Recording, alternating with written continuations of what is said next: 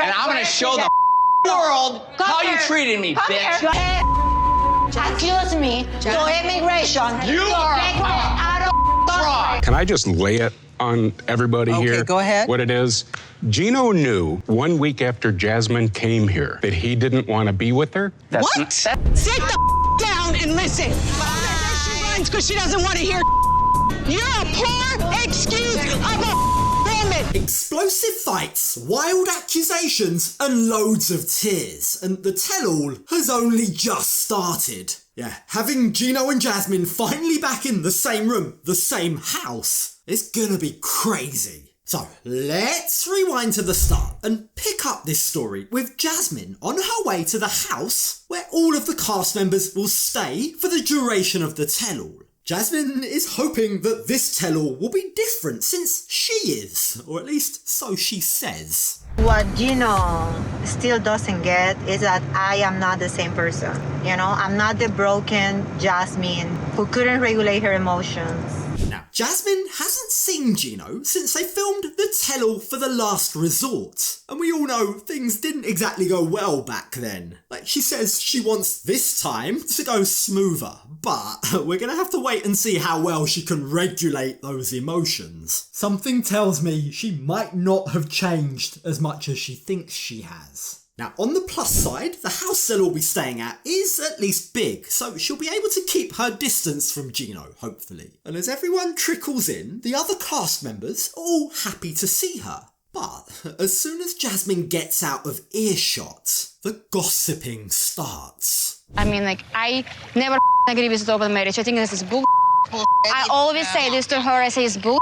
Go somebody else and divorce. Don't forget, Julia and Brandon were there at The Last Resort when this whole idea of the open marriage first started. And as for the others, well, they all have a lot of questions for Jasmine. Like, most of them don't buy the official stance here. They don't buy that Jasmine and Matt didn't have something going on before Gino officially approved of the open marriage. Georgie even questions if Jasmine even ever loved Gino. I think she loves him like a father or something. I don't know. Like somebody who give you a green card. Jasmine play him dirty, pretty much.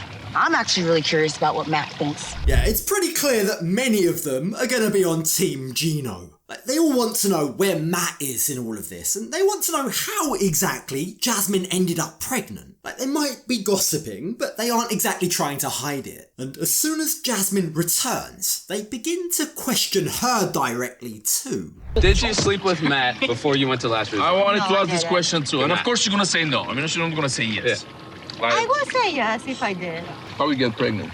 Yeah, they really aren't gonna go easy on her, are they? Like, Jasmine has made it clear that her official stance is that the pregnancy was an accident. It was a mistake. It wasn't something that she was expecting to happen. But the rest of the cast want to find out exactly how that came about. You guys were supposed to be using protection. It was one of Gino's rules. So how exactly did that happen, Jasmine, they ask. For educational purposes, don't wear condoms and in the shower. I didn't know that in the shower they break up. That's probably a little TMI for my taste, but at least it answers the question. If you buy it, that is. Now, while they all enjoy a bit more time in the pool, Gino is on his way, and he's coming in hot. You see, he's adamant that he has lots of receipts, lots of evidence that's gonna prove beyond a shadow of a doubt that Jasmine was cheating. I'm gonna do everything I can to her. And I don't mean her, I mean her over. And when the exes see each other again, gosh, it's awkward as heck. Hi, Julia. How's it going? Hello. Did you want to say hi to somebody else? Oh, yeah, Lauren. Hi.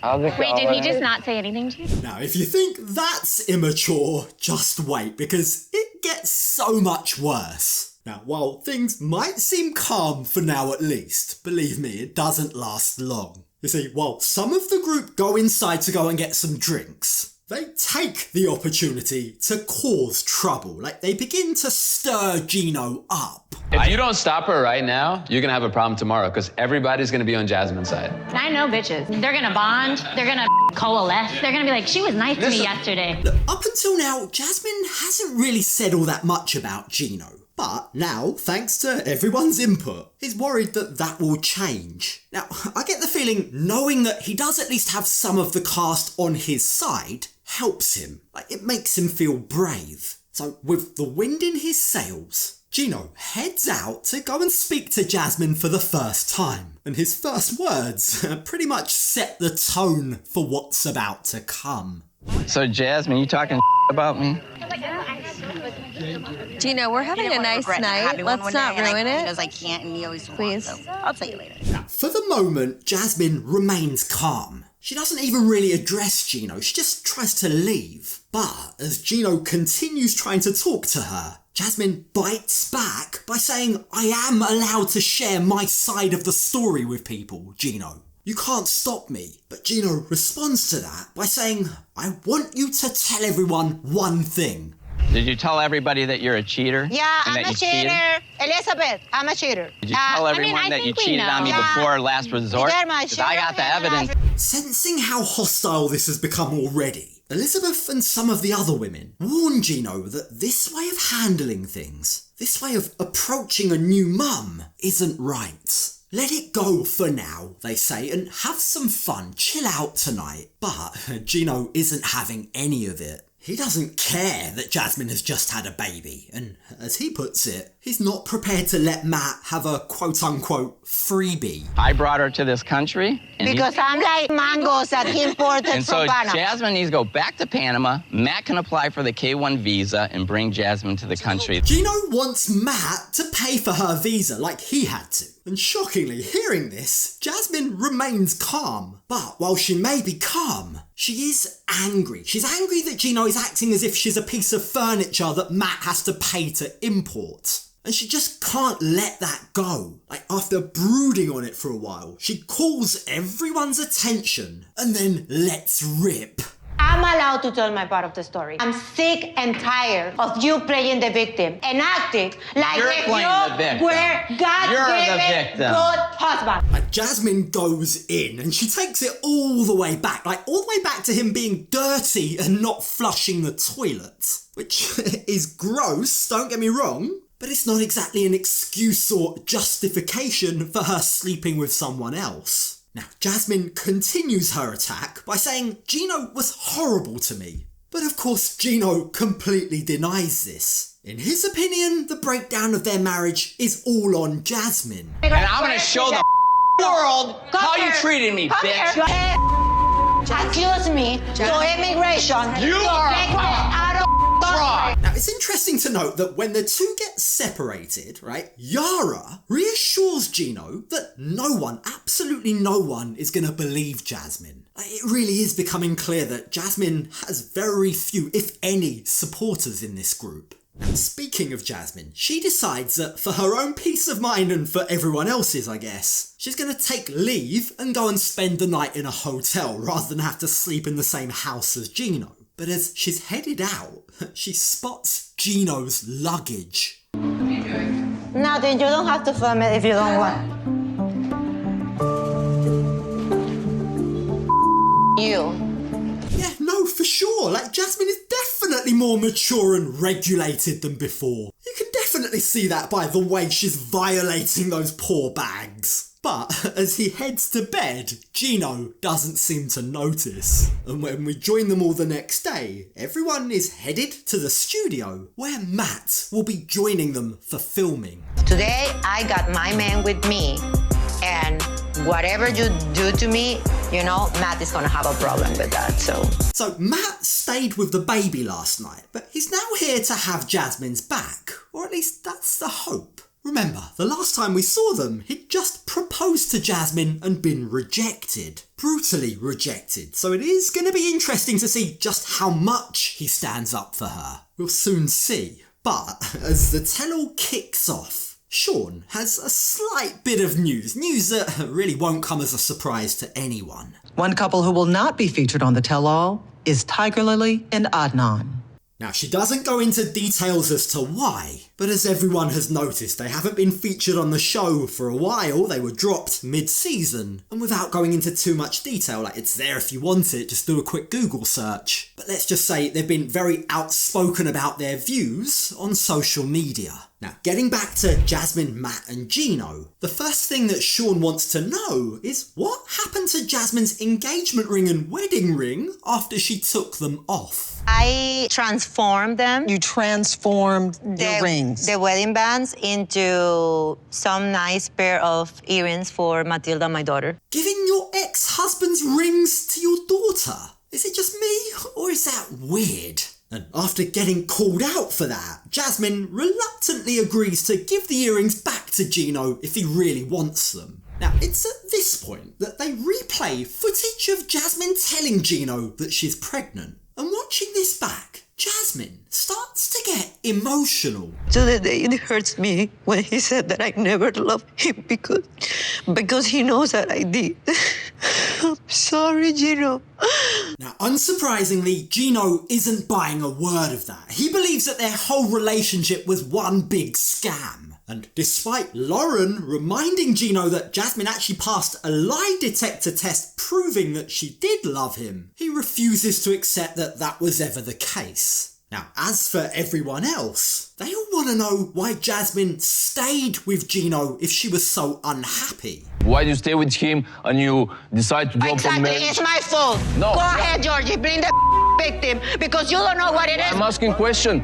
What was it she said? Regulated, emotionally regulated. Yeah, I don't think she's anywhere near the level that she thinks she is. Jasmine storms off, but thankfully it doesn't take too long for her to regain her composure and rejoin everyone back on stage. Now, when back, everyone asks them both if they can just drop this and move on. Can you in any way be cordial with each other? And while Jasmine says she'd love to, she reminds everyone that Gino has told her in the past that the only way that would be possible is if she deports herself and returns back home to Panama, which she's not prepared to do. I can't do that. That would mean leaving my baby behind in the States, she says. Now, this then opens the door to talk about another topic. Talk about how Matt feels after being rejected for his hand in marriage. How did you feel, Matt? And have you recovered from that yet? He gets asked. And when she turned me down completely, without even saying anything about the future, really, it made me kind of feel like, she's still in that limbo mode. Jasmine admits that she wants to be with Matt, but she just isn't sure if she ever wants to get married again. And while she admits that marrying Matt would probably help her immigration case, she doesn't want to give anyone any ammo to say that she's only with Matt for a green card. So that being the case, as Matt says, they're in limbo. There's no real answer for now. So, moving on, it's at this point that they bring on Gino's family, Dana, Michele, and Gino's nephew, Anthony. And from the second they walk on stage, you can literally sense the tension. I was upset that he's supporting Jasmine after everything that happened. Family supports family, right? Okay. Who do you support, Gino?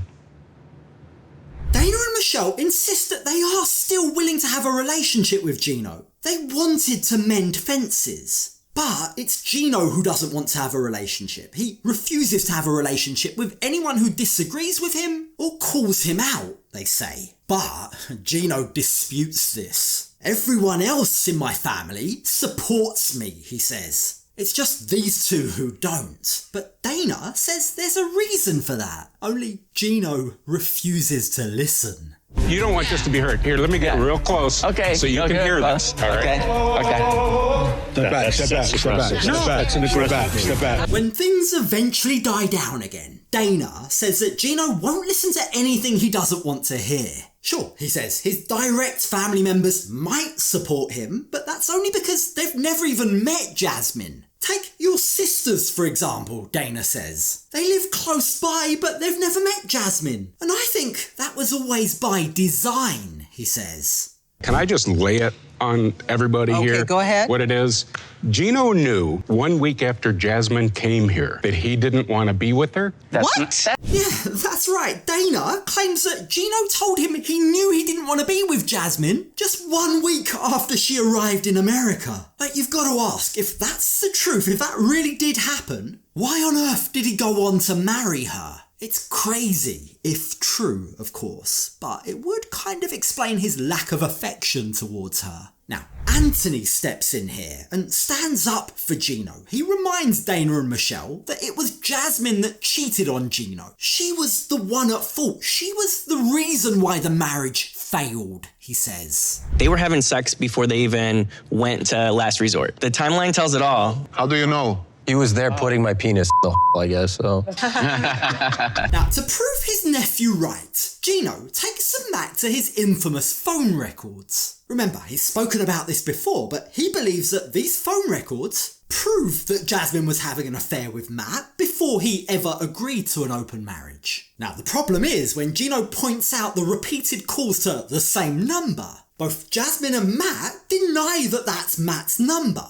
But, says Gino, that's because Matt's changed his number since then. Problem is, Matt denies that that's the case. And anyway, says Jasmine, what would that prove? Like, what do phone calls mean? Me and Matt were friends before you agreed to our open marriage. I used to call him for rides to the gym. Now, sensing that they're not going to get to the bottom of this, and in order to move things along, Sean brings someone else on stage. She brings out the lady that Gino was hoping would be Jasmine's replacement, Natalie. And it's safe to say she isn't exactly Jasmine's biggest fan.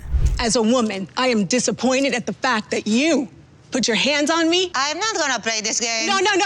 Bye. Sit down and listen. No. Natalie has absolutely nothing to say to Gino, but she does want to call out Jasmine for her behaviour. I think we can all agree that Jasmine acted despicably towards Natalie. She didn't deserve that. And even Jasmine herself admitted as much. Like, she herself admitted that her anger should have been directed towards Gino, not Natalie. But despite that, now that she has the opportunity to apologise directly to Natalie, Jasmine not only passes up that opportunity, but also point blank refuses to talk to, much less listen to her.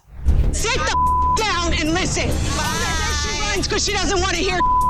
You're a poor excuse of a woman. Now, Jasmine does eventually come back after storming off. She tries to justify why she acted the way she did towards Natalie by saying it was because Gino gave her false hope. She was under the mistaken belief that she and Gino still had a shot at working things out because Gino had not long before invited her out. Like, that's why I lashed out, she says. I was overcome with emotion when I saw Gino with another woman. Now, while no one believes that that's an excuse for her behaviour, unfortunately that's the best that they're going to get from Jasmine. Like, if poor Natalie was expecting an apology, she's not going to get one. You're a freaking narcissist, you're a hypocrite, and you're a poor excuse of a woman. Because if you can't own up to your good luck to you in life. Da, da, da, da. Oh, wow. Like, her maturity levels are off the charts. How can a fully grown adult act like that? Now, thankfully, they do end up moving on to another part of this whole sordid mess that's equally as shocking. The fact that baby Matilda is legally considered Gino's. Now, Gino does say that he's going to take DNA tests to prove that he isn't the father. But while that's great, say many of the cast, once you do that, can you then draw a line under this? Can you then allow Jasmine to move on with her life? She has to take accountability for what she did. We're losing patience. Why won't you let her move on? Why are you so spiteful? No. Just let it go. No, I'm not going to let go. I'm not going to let immigration fraud go. There really is no reasoning with Gino. He wants his revenge and he's determined to get it at any cost. Like, all that either of them have actually proved during this tell-all is that they're both equally as immature as each other and that together they're just toxic. I mean, getting out of each other's lives really is the best thing that they can do, not just for each other, but also for themselves. Still, as all the guests leave, Jasmine has just one more thing that she wants Sean to know. Sean, if you don't see me anymore, I got deported and I send you a car from Panama. All right.